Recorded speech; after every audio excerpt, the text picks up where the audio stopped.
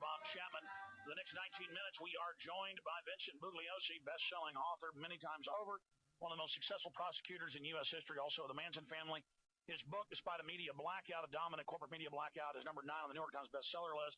The prosecution of George W. Bush for murder. Very important that this book go to number 1, so it cannot be ignored. It's not being ignored now. He's already been before Congress, boldly saying prosecute Bush for murder. You could hear gasp and freakouts by the little neocon fake conservatives up there who destroyed the name of conservatism in this country. Absolute trash.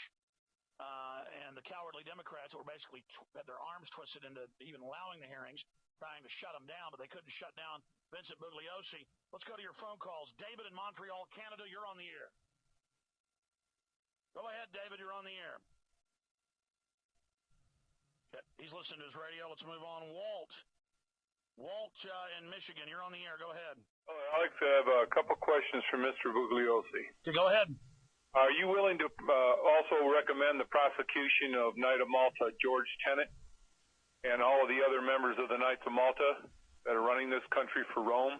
And are you willing to prosecute those high-level Roman Catholics for their complicit involvement in this false war in Iraq, as well as 9/11?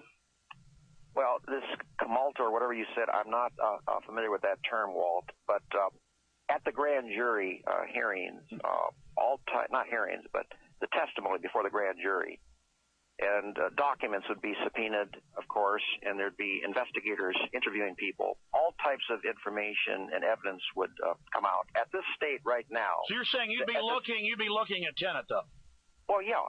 But at this particular point, certainly Bush did not conspire with himself. He didn't do it himself. He conspired with others. And the two that would almost undoubtedly be prosecuted along with him, and I talk about it in the book, are Condoleezza Rice and Dick Cheney. I have a sense that Rove is up over his head in this, but the grand jury testimony would probably answer that question.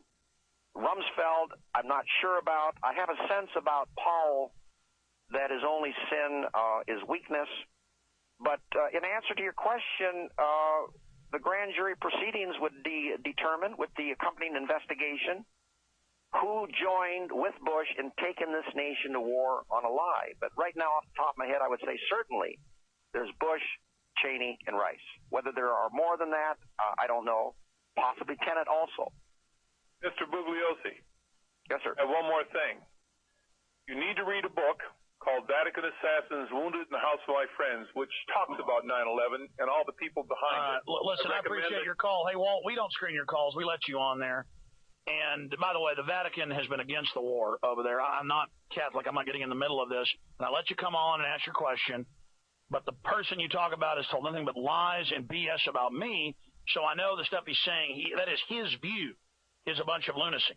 Okay? And Mr. Bugliosi, it's just craziness. And then so we're here trying to talk about serious issues. You say, yes, I'd look at trying to go after Tenet, and that isn't enough.